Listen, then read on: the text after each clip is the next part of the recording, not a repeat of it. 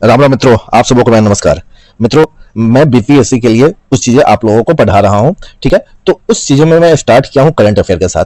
तो पहला जो मेरा सेशन था उसमें मैंने आपको अप्रैल मंथ का करंट अफेयर बताया था। टोटल 30 क्वेश्चन बताया था और उसको काफी डिटेल में किया था। तो अगर डिटेलिंग की बात कर दी जाए तो लगभग एक तरह से 100 क्वेश्चन मैंने आप लोगों को करा दिया था। 30 क्वेश्चन के साथ में 100 क्वेश्चन करा दिया था। ठीक है, अगला जो मेरा सेशन था उसके बाद वाला जो वीडियो आया था उसमें मैं आप लोगों को यह बताया था कि करंट अफेयर में कहां कहां से हमें पढ़ने चाहिए और उसके सोर्सेस भी बता दिया था कि कहां कहां से आप लोग पढ़ सकते हो, कौन से मैगजीन से पढ़ सकते हो, कौन से बुक से पढ़ सकते हो, ये भी मैंने आपको बता दिया था। और बकायदा ये बता दिया था कि कौन कौन से टॉपिक से क्वेश्चन पूछे जा सकते हैं। जैसे स्पोर्ट्स से पूछे जा सकते हैं, अवार्ड एंड ऑनर से पूछे जा सकते हैं, की अपॉइंटमेंट से पूछे जा सकते हैं, ऐप और पोर्टल से पूछे जा सकते हैं, इंपॉर्टेंट डे थीम से पूछे जा सकते हैं, बुक एंड अथर से पूछे जा सकते हैं, और जितने भी देश दुनिया में यानी कि नेशनल और इंटरनेशनल मीटिंग कॉन्फ्रेंस होती है उससे पूछे जा सकते हैं, अपॉइंटमेंट से पूछे जा सकते हैं। ठीक है, और इंटरनेशनल और नेशनल इवेंट से भी पूछे जा सकते हैं, चाहे वो इवेंट सोशल हो, पॉलिटिकल हो, इकोनॉमिकल हो। तो ये सारी चीजें बता दिया था कि ताकि आप खुद अपने लेवल से भी तैयारी कर सको। बाकी तो मैं आपको मंथली करंट अफेयर करा ही दूंगा 1 साल का। ठीक है, तो मित्रों आइए आज हम लोग मई के करंट अफेयर को पढ़ते हैं। ठीक है, आज हम लोग किस मई माह के करंट अफेयर को पढ़ेंगे। ठीक है, स्टार्ट करते हैं। मित्रों, अपना पहला क्वेश्चन है,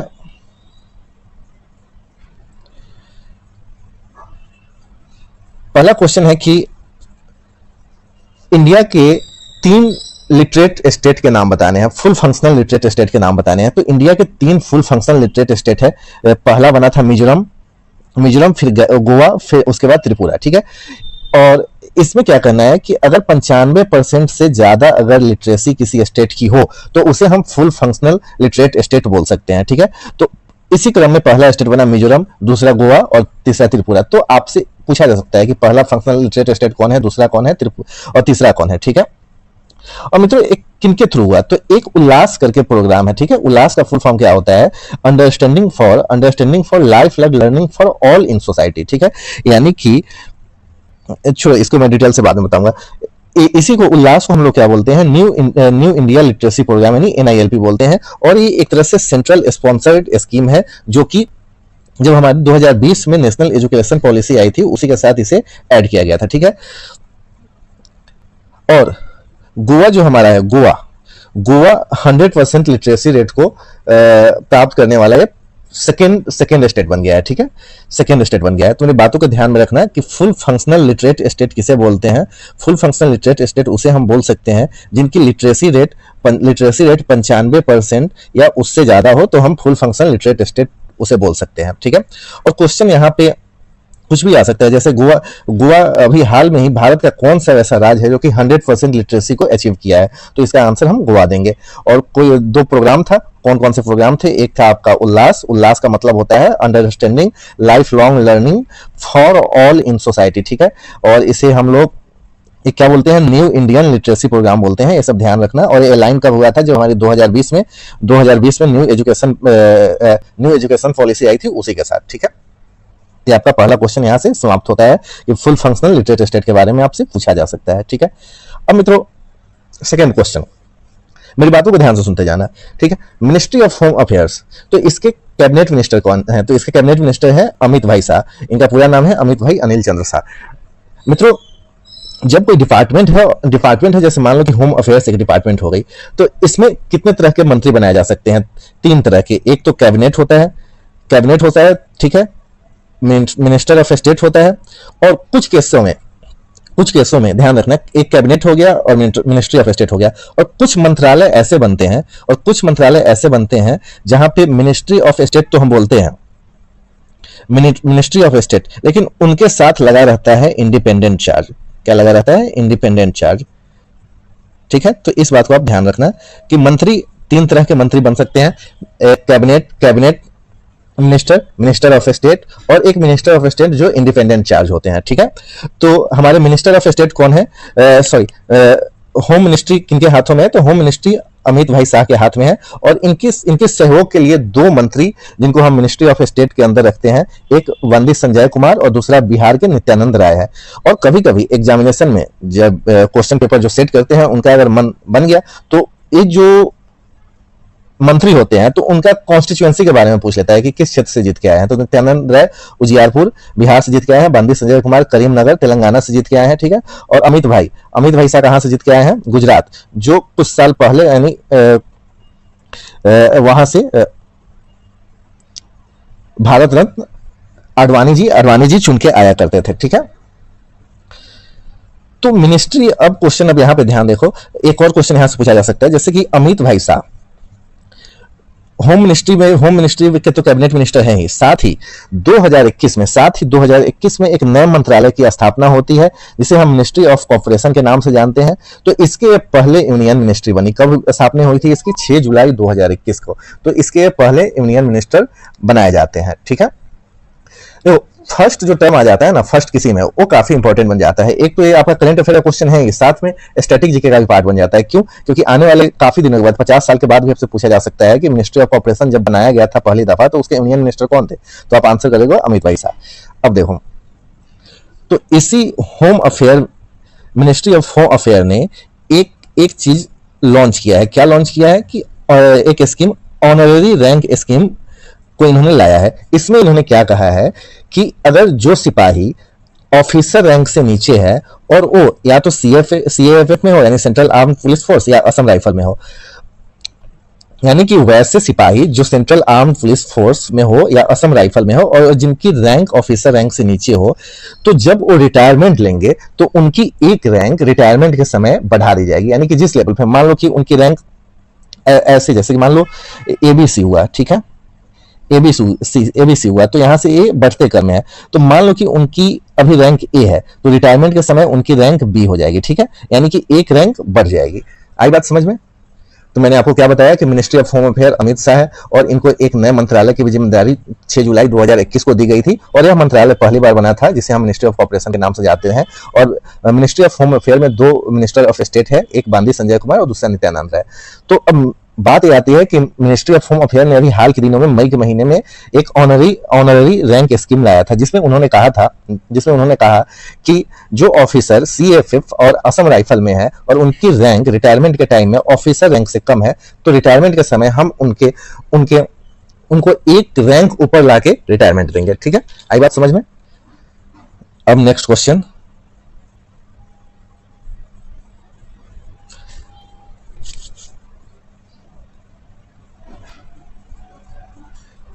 अरे हट क्यों नहीं रहा? हाँ, अब क्वेश्चन नंबर 3 आसान सा क्वेश्चन है, ऑपरेशन हॉक के नाम से है। मित्रों, ऑपरेशन हॉक के नाम से, इसका मतलब क्या होता है? देखो, अभी हाल के दिनों में आप लोग सुनते होंगे कि बच्चे आज के डेट में मोबाइल काफी देखते हैं, तो उनका फायदा उठा के साइबर क्राइम बढ़ गया, यानी कि इंटरनेट पे ही क्राइम बढ़ गया। उसमें वो क्या करते थे कि बच्चों का ऑनलाइन सेक्सुअल एक्सप्लॉइटेशन करते थे। तो इसको बंद करने के लिए सीबीआई ने ऑपरेशन चलाया जिसमें साइबर क्राइम को पूरी तरह से डिसमेंटल कर दिया, यानी कि पूरी तरह से क्या उसको बोलते हैं, निरस्त कर दिया, यानी कि तोड़फोड़ कर दिया इस साइबर क्राइम को। तो इसे उन्होंने नाम दिया ऑपरेशन हॉक। तो ऑपरेशन हॉक क्या है? एक सीबीआई के द्वारा चलाया गया ऑपरेशन है जिसमें इन्होंने इंटरनेशनल साइबर क्राइम के जो नेटवर्क है उसको पूरी तरह से ध्वस्त कर दिया। और ये बेसिकली क्या करते थे, जो क्राइम करते थे, क्या करते थे कि जो जितने बच्चे थे छोटे बच्चे, उनका ऑनलाइन सेक्सुअल एक्सप्लॉइटेशन करते थे, ठीक है। अब क्वेश्चन नंबर 4 पे आ जाओ। क्वेश्चन नंबर 4 मित्रों क्या कहता है, ये डिफेंस एंड सिक्योरिटी से रिलेटेड क्वेश्चन है मित्रों। स्ट्रेटोस्फेरिक एयरशिप प्लेटफॉर्म, ठीक है। तो सबसे पहले स्ट्रेटोस्फेरिक एयरशिप प्लेटफॉर्म ये जो है डेवलप किया गया डीआरडीओ, यानी कि defence research and development organisation, ठीक है। और जब कोई चीज बनाई जाती है, डेवलप की जाती है, तो उसका ट्रायल किया जाता है। तो ये ट्रायल कहाँ हुआ? शिवपुर एमपी में, और डेट क्या था? 3 मई 2025, इसलिए मई माह का करंट अफेयर बन गया है। अब देखो, अब हम जो चीज कोई बनाते हैं तो उसका कोई ना कोई उद्देश्य होता है कि किस काम के लिए बना। तो जो स्ट्रेटोस्फेरिक एयरशिप प्लेटफॉर्म है, ये बना मूलतः 3-4 कामों के, जिसमें प्रमुख है परसिस्टेंट अर्थ ऑब्जर्वेशन, यानी अर्थ को ऑब्जर्व करने के लिए, इंटेलिजेंस सर्विलांस के लिए और कम्युनिकेशन रिले के लिए, ठीक है। ये आप ध्यान रखेंगे कुछ पॉइंट। अब क्वेश्चन नंबर 5 डिजीज से है, यानी साइंस बोल सकते हैं, साइंस से क्वेश्चन आ गया मित्रों। कालाजार एक बीमारी होता है, ठीक है, जिसे काला नाम है तो इसे हम लोग ब्लैक डिजीज के भी नाम से जानते हैं, और इसका एक और अलग नाम है विसरल लिस्मेनियासिस, ठीक है। और इसमें क्या होता है, इस बीमारी में क्या होता है कि जो हमारी चमड़ी होती है, स्किन होता है, वो उसका डिस्कलर हो जाता है। तो भाई ये कालाजार होता कैसे है? तो ये कालाजार प्रोटोजोआ पैरासाइट से होता है। कालाजार किससे होता है? प्रोटोजोआ पैरासाइट से होता है। और ये फैलता किससे है, ट्रांसमिट किससे करता है? तो एक फीमेल सैंड फ्लाई होती है, उनके काटने से ट्रांसफर होता है। और इस कालाजार बीमारी को हम नेग्लेक्टेड ट्रॉपिकल डिजीज के अंदर रखते हैं, यानी एनटीडी, याद रखेंगे, एनटीडी नेग्लेक्टेड ट्रॉपिकल डिजीज के अंदर रखते हैं। Next question. अच्छा, उससे पहले जान लो कि ये कालाजार हमारे शरीर के कौन से पार्ट को अफेक्ट करता है। तो स्प्लीन, लिवर और बोन मैरो को अफेक्ट करता है। और WHO जो वर्ल्ड हेल्थ ऑर्गेनाइजेशन है, उसने ऐसा अपना एक टारगेट रखा है कि 2030 तक हम कालाजार को पूरा दुनिया से खत्म कर देंगे। और मित्रों, जब कालाजार होता है तो उसका सिम्टम क्या है कि फीवर लगता है, वेट लॉस होता है, फटीग होता है, एनीमिया आता है, और जो ऑर्गन होता है वो बढ़ जाता है। ठीक है। और इसके लिए कालाजार को खत्म करने के लिए, ये देखो नोट में, कालाजार को खत्म करने के लिए 6 African countries, Chad, Djibouti, Ethiopia, Somalia, south Sudan और सुडान ने एक एमओयू साइन किया है। एमओयू का मतलब क्या होता है? Memorandum of understanding. यानी एमओयू से भी क्वेश्चन काफी इंपॉर्टेंट होता है। आपको ध्यान, अगर इंडिया ने किसी देश के साथ एमओयू साइन किया है तो आपको हर हाल में याद रखना है। ठीक है। तो 6 अफ्रीकन कंट्री है जिन्होंने एक एमओयू पे साइन किया है कि हम कालाजार को खत्म कर देंगे। Next question. मित्रों, नीति आयोग से पहले हमारे देश में प्लानिंग कमीशन हुआ करता था। ठीक है। नीति आयोग से हमारे देश में पहले प्लानिंग कमीशन हुआ करता था। तो नीति आयोग कब बना था? नीति आयोग 1 जनवरी 2015 को बना था। कब बना था मित्रों? नीति आयोग 1 जनवरी 2015 को बना था।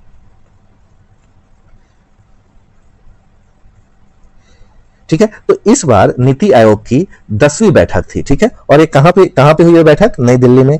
और इसके चेयरमैन कौन होते हैं? तो इसके चेयरमैन होते हैं जो हमारे देश के प्रधानमंत्री होंगे, वही इसके चेयरमैन होते हैं। तो अगर आपसे पूछा जाए कि नीति आयोग के चेयरमैन कौन होते हैं, तो जो पीएम होते हैं वही नीति आयोग के चेयरमैन होते हैं। ठीक है।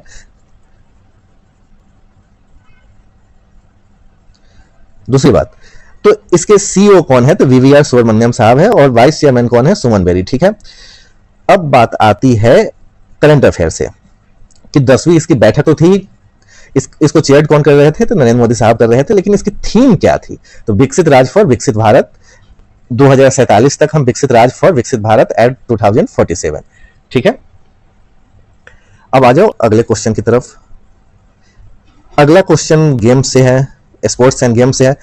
मित्रों, मलेशिया मास्टर, वैसे तो ये इंपॉर्टेंट क्वेश्चन है नहीं, लेकिन इंपॉर्टेंट क्वेश्चन क्यों बन जाता है? क्योंकि यहाँ एक भारत के खिलाड़ी है। सबसे पहले समझो कि मलेशिया मास्टर क्या होता है। एक बैडमिंटन टूर्नामेंट है जो कि एनुअली खेली जाती है, हर वर्ष खेली जाती है। और मलेशिया मास्टर को हम लोग ऑफिशियली पेरोडुआ मलेशिया मास्टर्स के नाम से जानते हैं। ठीक है। तो मित्रों, इसमें हमारे देश के एक खिलाड़ी है किडाम्बी श्रीकांत, जो कि सेमीफाइनल में तनाका को हराया था। और तनाका जापान के खिलाड़ी है, उनको हरा के फाइनल में इन्होंने एंट्री ली थी। लेकिन बदकिस्मती से फाइनल में ये गोल्ड मेडल जीत नहीं पाए और चाइना के सेफ फिंगली से ये हार जाते हैं। ठीक है। तो इस तरह इन्हें सिल्वर से खुश होना पड़ता है किडाम्बी श्रीकांत को। और याद रखना, किडाम्बी श्रीकांत वही है जिन्होंने वर्ल्ड चैंपियनशिप में सिल्वर मेडल प्राप्त किया था। Next question. मित्रों, इंपॉर्टेंट डे से है। ठीक है। इंपॉर्टेंट डे से है। तो इसमें क्या होता है? इसमें आपको डेट पूछा जाता है और उसके थीम पूछे जाते हैं। ऐसे करके क्वेश्चन पूछा जाता है। तो आ जाओ वर्ल्ड ढोल डे। तो वर्ल्ड ढोले डे क्या? 28 मई को हम लोग बनाते हैं। ठीक है। और ढोले क्या होता है? एक वाइल्ड डॉग होता है जिसे हम एशियाटिक वाइल्ड डॉग बोलते हैं। और IUCN ने इसके लिए रेड लिस्ट स्टेटस निकाला है, जो कि इन्होंने बताया कि इंडेंजर्ड स्टेटस है। ठीक है। तो आसान सा क्वेश्चन था, वर्ल्ड ढोले डे क्या होता है, कब मनाया जाता है? 28 मई को। और ढोले को वर्ल्ड एशियाटिक वाइल्ड डॉग भी बोलते हैं। Next question.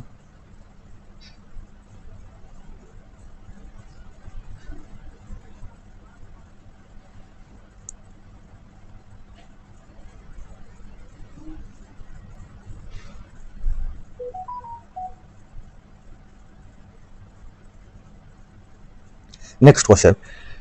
मित्रों, जब हमारे घर पे लेटर जाता है या कुरियर जाता है तो उसमें पिन कोड का एक इंपॉर्टेंट रोल होता है। इसका मतलब होता है कि पोस्टल इंडेक्स नंबर। और ये इंट्रोड्यूस किया गया था 1972 में। अब भारत में जितनी भी गांव है या शहर है, उन सबके लिए 6 डिजिट पिन कोड को लॉन्च किया गया था 1972 में। अब ये 6 डिजिट क्यों है? क्योंकि देखो, ones, tens, 100, thousands, lakhs, 10 lakh. अब हमारे भारत में गांवों की संख्या क्या है, 10 लाख से कम है, इसलिए वहां पे जो सोचने वाले लोग थे उन्होंने 6 डिजिट का एक पिन कोड बताया, मतलब एक गांव के लिए अलग, दूसरे गांव के लिए अलग, तीसरे गांव के लिए अलग, या कोई सिटी भी है उनके लिए अलग। लेकिन आप पूरे इंडिया में देखोगे तो पिन कोड जो होता है वो 6 डिजिट का ही होता है, ठीक है। तो पिन कोड के बारे में मैं आपको बता दिया। अब बात क्या है कि एक डीजी पिन करके टर्म है, ठीक है। डीजी पिन और know your DG pin and know your pin code, ये दो प्लेटफॉर्म को किनके द्वारा लॉन्च किया गया, ठीक है। Know your DG pin and know your pin code, ये दो डिजिटल प्लेटफॉर्म को किनके द्वारा लॉन्च किया गया, ऐसे क्वेश्चन आपसे पूछेंगे तो आप डायरेक्ट आंसर टिक करना, डिपार्टमेंट ऑफ पोस्ट। आसान सा क्वेश्चन था। अब क्वेश्चन लद्दाख से आता है। मैं तो आप लोगों को पता होगा कि 2019 में जब वहां पे आर्टिकल 370 को एब्रोगेट किया गया था तो JNK को कुछ पार्टों में बांट दिया गया था, एक जम्मू एंड कश्मीर, फिर लद्दाख, ठीक है। तो लद्दाख जो बना था, लद्दाख यूनियन टेरिटरी जो बना था, उसमें क्या है, आपको लेजिस्लेचर नहीं है। लद्दाख में क्या है, लेजिस्लेचर नहीं है। लेकिन वहां के लिए, ठीक है, वहां के लिए क्वेश्चन ये बन रहा है कि Jammu and Kashmir domicile rule 2020 में आया था, जिसमें बताया गया था कि वहां पे सिटीजन, लद्दाख में सिटीजनशिप आपको तभी मिलेगा जब वहां पे आप 15 साल लगातार रहे हो, तब। यानी कि 2019 से कोई रहना स्टार्ट किया है तो 2034 में जाके उसे नागरिकता मिलेगी, डोमिसाइल मिलेगी, डोमिसाइल सर्टिफिकेट मिलेगा। तो इस तरह से लद्दाख में जो बाहर से लोग गए हैं उनको डोमिसाइल सर्टिफिकेट कब मिलेगा, पहली दफा 2034 में, ठीक है। तो JNK डोमिसाइल रूल क्या है, या तो आप 15 साल वहां रहे हो या 7 साल पढ़े हो और वहीं से 10वीं या 12वीं की परीक्षा आपने पास किया हो। अब आ जाओ next question, again sports and games है। देखो, जिस गेम में भारत का रोल हो जाए उसको तो तुम हर हाल में याद ही कर लेना। अब देखो, वर्ल्ड बॉक्सिंग कप ब्राजील 2025, इसके जो होस्ट है, 3 होस्ट नेशन है। एक ब्राजील जहां पे मैच हो चुका है, दूसरा कजाकिस्तान, और नवंबर में इंडिया में होने हैं, ठीक है। तो ये डेट भी याद रखना। हो सकता है कि हमारा एग्जाम सितंबर में होने वाले हैं तो पूछा जा सकता है कि वर्ल्ड बॉक्सिंग कप ब्राजील 2025 का अगला होस्ट नेशन कौन सा है, तो इंडिया बताओगे आप। और ये एक साल में 3 जगह खेले जाते हैं। तो यहाँ जो ब्राजील में अभी खत्म हुआ है, वहां पे इंडिया ने 6 मेडल जीता है, और 6 मेडल में भाई बाकी कौन मेडल क्या जीता, नंबर ऑफ मेडल से मतलब रखता है, लेकिन जो टॉप करता है उसके नाम को दुनिया याद रखती है और हमें भी याद रखना है। तो गोल्ड मेडल हितेश गुलिया ने अपने नाम किया है, कितने, 70 kg में, ठीक है। नेक्स्ट क्वेश्चन, रैपर राजा कुमारी जो कि पहली इंडियन ओरिजिन म्यूजिशियन है, इनको अमेरिकन म्यूजिक अवार्ड दिया गया। तो भाई म्यूजिक अवार्ड दिया गया तो किसी न किसी गाने के लिए दिया गया होगा ना, तो उस गाने का नाम था रेनगेड, मतलब वी नेवर रन, ठीक है।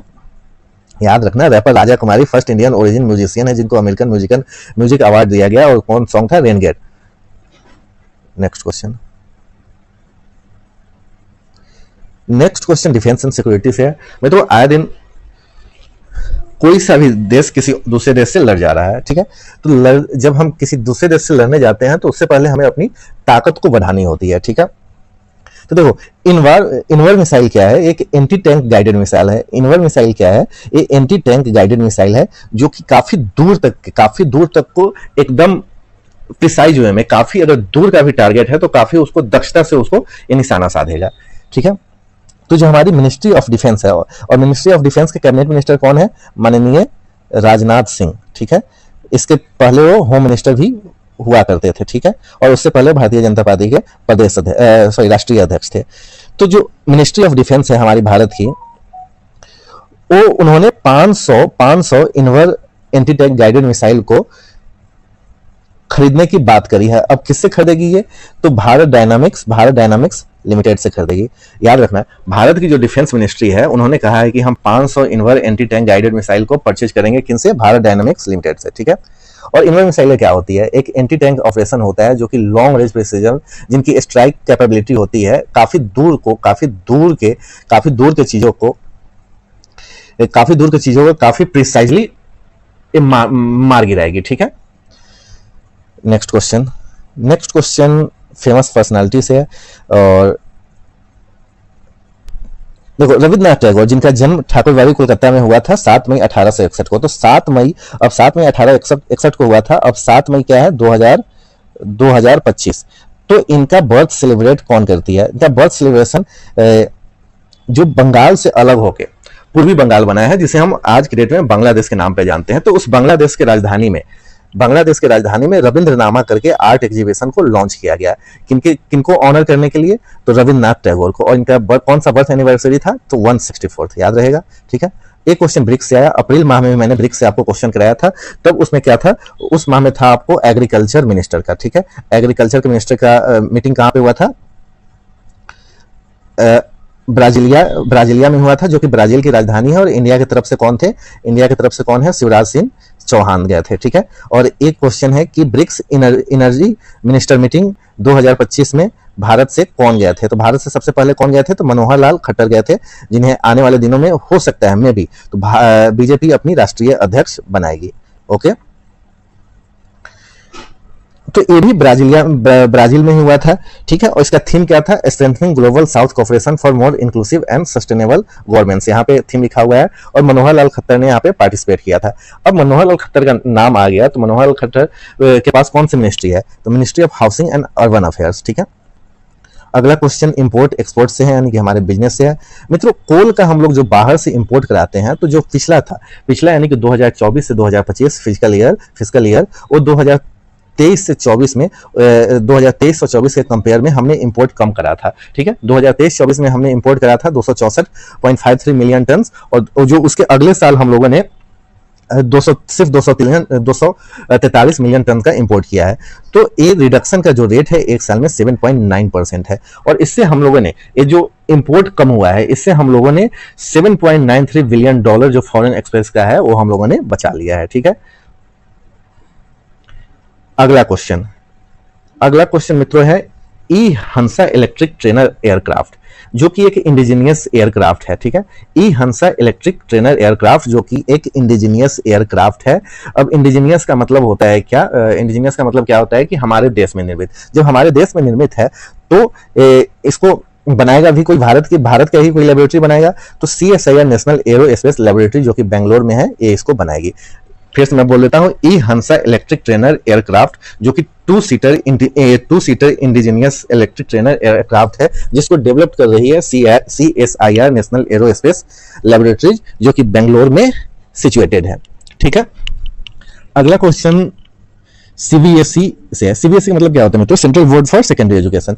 तो CBSE ने अपने कुछ स्कूलों में, यानी कि लगभग 10,000 स्कूलों में इन्होंने एक गाइडलाइन जारी किया, जिनमें इन्होंने बोला है कि हम आए दिनों बच्चों में भी डायबिटीज बढ़ते जा रहा है, यानी कि छोटे छोटे बच्चे हैं लेकिन उनको डायबिटीज हो रहा है। तो इसको खत्म करने के लिए CBSE ने डायरेक्ट किया कि भाई हम शुगर बोर्ड बनाएंगे और बच्चों को अवेयर करेंगे कि भाई तुम्हें कितनी चीनी से कितनी कैलोरी चाहिए और कितना रिकमेंड करना है, इससे ज्यादा तुम्हें नहीं खानी है। तो उसके अकॉर्डिंग चीनी से बच्चों को सिर्फ 5% कैलोरी मिलनी चाहिए, जबकि आमतौर पे क्या होता है, वो लोग 15 से 20% कैलोरी, छोटे बच्चे खासकर क्योंकि उन्हें स्वीट्स पसंद है, तो 15 से 20% कैलोरी वो लोग डेली का चीनी से लेते हैं, जो कि नहीं चाहिए। कैलोरी हमें सिर्फ चीनी से 5%, जो हमारी डेली इंटेक कैलोरी है उसका सिर्फ 5% हमें शुगर से चाहिए, बाकी हमें नहीं चाहिए, ठीक है। तो CBSE अपने स्कूलों को डायरेक्ट किया है कि भाई अपने स्कूल में शुगर बोर्ड बनाओ। और शुगर बोर्ड क्यों बनाओ? ताकि जो केस में डायबिटीज जो हमारे बच्चों में बढ़ रहा है उसको हम खत्म कर सके। ओके, अगला क्वेश्चन ज्योग्राफी से रिलेटेड है।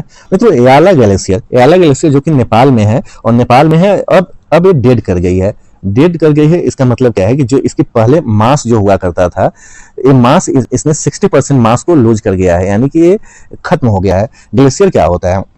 ग्लेशियर को हम लोग क्या बोलते हैं? पानी का पहाड़, ठीक है, पानी का पहाड़। तो वो जो उसकी जो मास होती है 60% से घट गई है। और जो एक ग्लेशियर है जिसका नाम है याला ग्लेशियर, ये कहाँ पे सिचुएटेड है? तो लैंगटंग वैली में सिचुएटेड है। ये हटा देता हूँ, आपको सही से दिख जाएगा। लैंगटंग वैली में सिचुएशन है, और ये इंडिया और एशिया का पहला ऐसा ग्लेशियर है जिसे डेड डिक्लेयर कर दिया गया है। आइए नेक्स्ट क्वेश्चन पढ़ते हैं। मित्रों, यूनियन मिनिस्टर ऑफ कम्युनिकेशन कौन है? तो ज्योतिरादित्य सिंधिया साहब है। तो इन्होंने हाल में ही अनवील किया है 9 edition of Indian mobile Congress, जो कि होना है 8 से 11 अक्टूबर को नई दिल्ली। और इसका थीम क्या है? इनोवेट टू ट्रांसफॉर्म, ठीक है। अब ध्यान रखना, एक बार और सुनो। यूनियन मिनिस्टर ऑफ कम्युनिकेशन जो ज्योतिरादित्य सिंधिया साहब है, उन्होंने 9वीं edition of Indian mobile congress को अनवील्ड किया है, जो कि होने वाली है, इवेंट होने वाली है नई दिल्ली में 8 से 11 अक्टूबर को, और इसका थीम क्या रहने वाला है, इनोवेट टू ट्रांसफॉर्म। अब देखो ये तो अनवील्ड कर दिया गया, ठीक है, ये तो अनवील्ड कर दिया गया। अब इवेंट कब होना है, 8 से 11 अक्टूबर। अब जब एग्जामिनेशन में क्वेश्चन अगर पूछ लिए जाएंगे तो बच्चे क्या करेंगे, तो ऑप्शन भी 8 से 11 अक्टूबर दिया है तो वो टिक नहीं करेंगे, क्योंकि उन्हें लगेगा कि भाई ये तो एग्जाम सितंबर में होना है और सितंबर के बाद का ये दिया हुआ है तो कैसे होगा।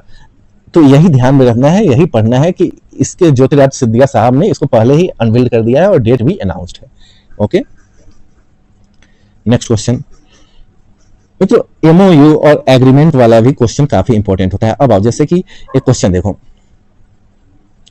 आयुष मिनिस्ट्री ऑफ आयुष, ये भी मिनिस्ट्री ऑफ आयुष, ये भी मोदी गवर्नमेंट में ही बनाया गया। इससे पहले मिनिस्ट्री ऑफ आयुष नहीं था, जैसे मिनिस्ट्री ऑफ कॉर्पोरेशन बनाया गया वैसे मिनिस्ट्री ऑफ आयुष बनाया गया था। मिनिस्ट्री ऑफ आयुष कब बना था, मिनिस्ट्री ऑफ आयुष बना था 9 नवंबर 2014 को, और इसके मंत्री कौन है, प्रताप राव गणपत राव यादव। ठीक है, तो 24 मई को यानी कि आज से लगभग 1.5 महीना पहले एक एग्रीमेंट को साइन किया गया था मिनिस्ट्री ऑफ आयुष और वर्ल्ड हेल्थ ऑर्गेनाइजेशन के बीच में। ठीक है, नेक्स्ट क्वेश्चन मित्रों, मेजर ध्यानचंद खेल रत्न अवार्ड, मेजर ध्यानचंद खेल रत्न अवार्ड जिसे पहले हम राजीव गांधी खेल रत्न अवार्ड के नाम से जानते थे, और राजीव गांधी खेल रत्न अवार्ड सबसे पहले कब मिला था, 1992 में, और कब आखिरी बार मिला, 2021 से, यानी कि 2022 से मेजर ध्यानचंद खेल रत्न अवार्ड मिलने लगा। ठीक है, तो 2024 का जो अवार्ड मिला है 4 जनों को मिला है, और 4 अलग अलग फील्डों के, और चार अलग अलग खेलों से उनका रिलेशन है। जैसे कि गुकेश जी जो चेस खेलते हैं इनको मिला है, हरमनप्रीत सिंह हॉकी खेलते हैं, प्रवीण कुमार पैरा एथलेटिक्स है, और मनु भाकर जो शूटिंग की एक बेहतरीन खिलाड़ी है। ठीक है, अगला क्वेश्चन मित्रों, अगला क्वेश्चन है जैसे भारत पोल। अब यहाँ पे देखो पोल है, पोल का रिलेशन क्या, पोलिंग से होता है। ठीक है, तो इसका मतलब है कि ये इलेक्शन से रिलेटेड है। तो भारत पोल पोर्टल जो कि डेवलप किया गया है इलेक्शन कमीशन ऑफ इंडिया के द्वारा। भारत पोल पोर्टल किसके द्वारा डेवलप किया गया है, तो इसीलिए इलेक्शन कमीशन ऑफ इंडिया के। अब आइए इलेक्शन कमीशन ऑफ इंडिया के बारे में कुछ बेसिक जान लेते हैं। जैसे कि हमारे देश को आजादी मिली थी 1947, और उसके बाद 3 साल के बाद 25 जनवरी 1950 को इलेक्शन कमीशन ऑफ इंडिया की फॉर्मेशन होती है, और इसी 25 जनवरी को हम लोग नेशनल वोटर्स डे के नाम से जानते हैं। ठीक है, क्वेश्चन पहला मैं कराता हूं 30 क्वेश्चन, लेकिन लगभग मैं 100 क्वेश्चन आपको करा देता हूं उसके साथ ही।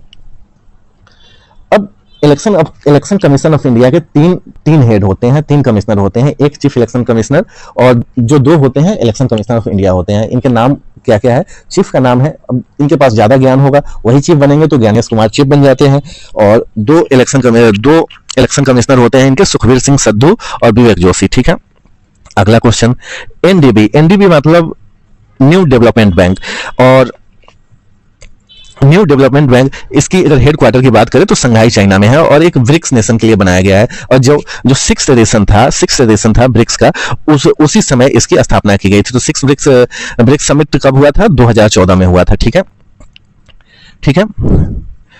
और ये ऑपरेशनल कब से हो गया, यानी एक्टिव कब से हो गया, 2014। तो इस एनडीबी में अल्जीरिया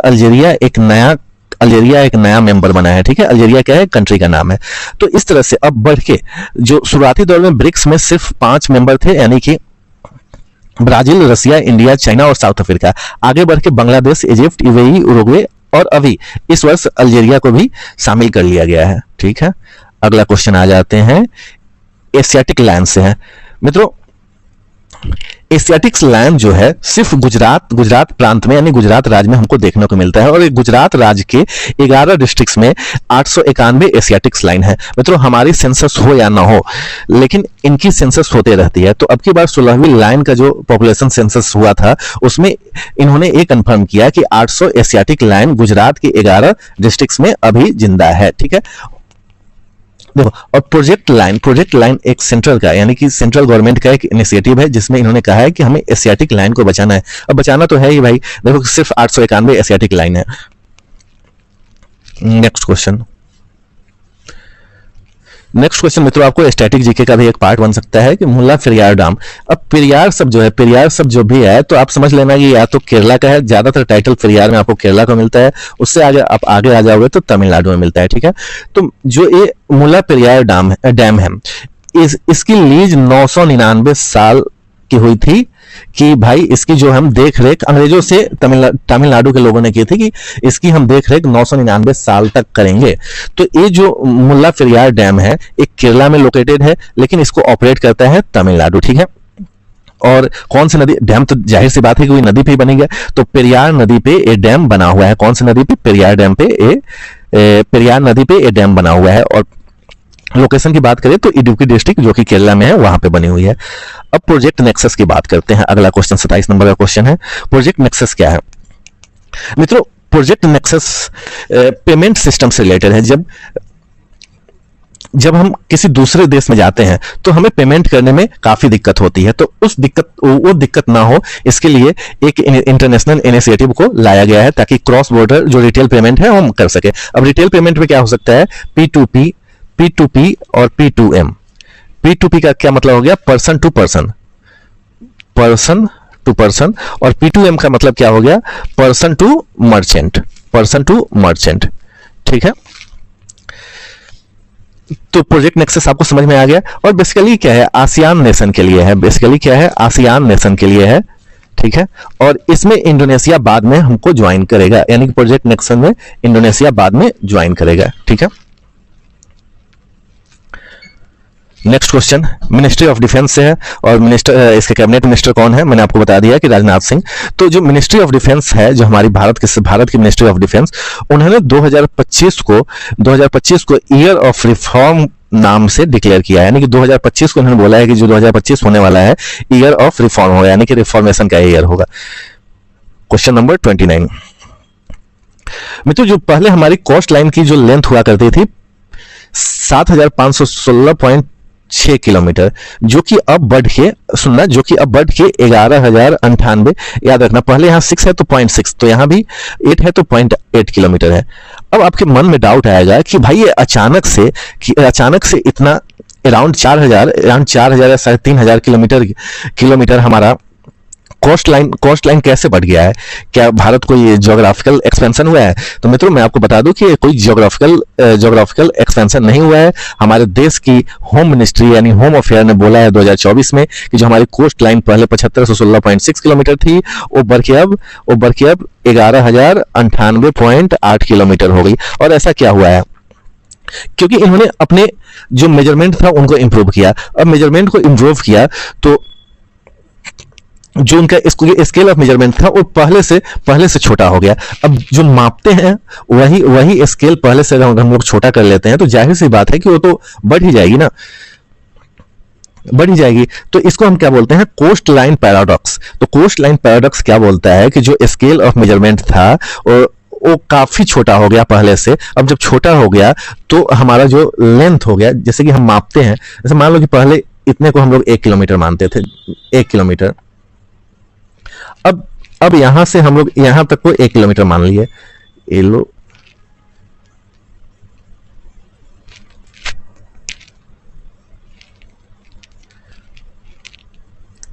अब यहीं तक हमारा 1 किलोमीटर हो गया।